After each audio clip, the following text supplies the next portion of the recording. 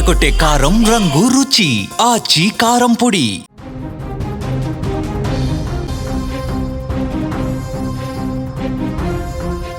అప్పటి వరకు ఆ ప్రాంగణమంతా ఆ చిన్నారి నవ్వులతో సందడిగా ఉంది.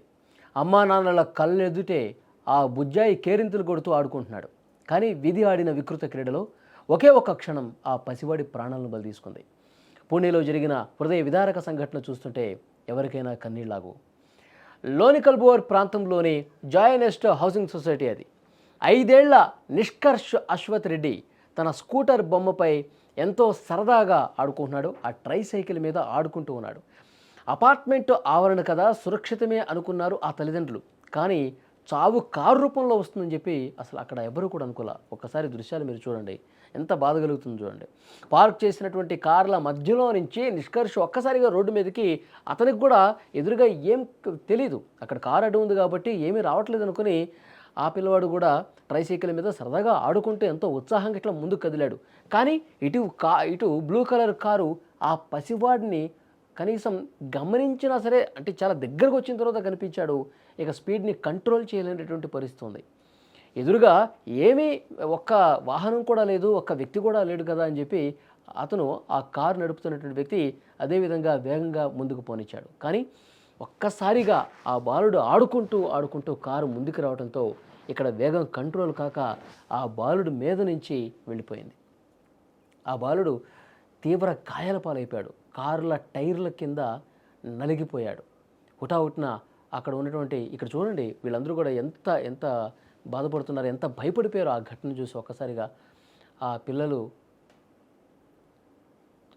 అక్కడ ఉన్నటువంటి ఫ్యామిలీ మెంబర్స్ అందరూ కూడా భయాందోళనకు గురైపోయారు. అసలు ఏం జరిగిందో అర్థం కావట్లేదు. ఆ బాలుడికి సంబంధించిన కుటుంబ సభ్యులు, వాళ్ళకి సంబంధించినటువంటి వాళ్ళు, ఆ అపార్ట్మెంట్లో అక్కడ ఉన్నటువంటి స్థానికులు అందరూ కూడా చాలా అంటే చాలా భయపడిపోయారు. అందరూ షాక్లో ఉండిపోయారు.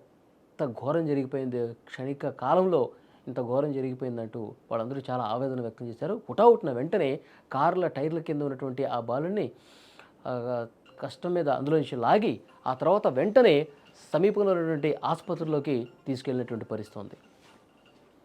సీసీటీవీ కెమెరాలో రికార్డ్ అయిన ఆ దృశ్యాలు చూస్తుంటే వెన్నులో వణుకు పుడుతుంది.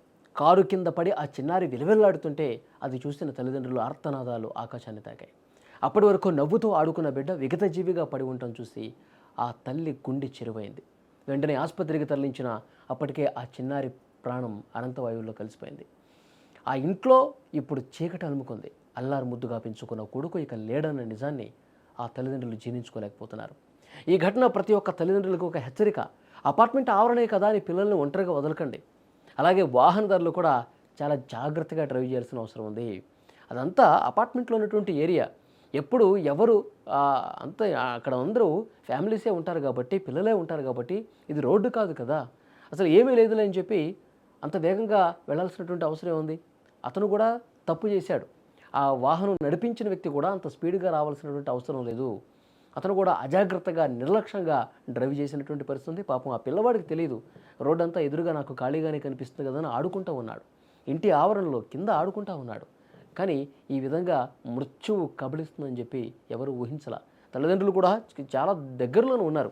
ఒక పక్కన కింద తల్లిదండ్రులు ఉన్నారు, ఈ పిల్లవాడు ఇక్కడ చాలా దగ్గరగా ఆడుకుంటూ ఉన్నాడు. కానీ కారు ఇంత వేగంగా వచ్చి కొట్టేస్తుందని చెప్పి ఊహించలా. కాబట్టి అపార్ట్మెంట్ నివాస ప్రాంతాల్లో డ్రైవింగ్ చేసేటప్పుడు చాలా జాగ్రత్తగా ఉండాలని చెప్పి ఈ ఘటన రుజువు చేస్తుంది.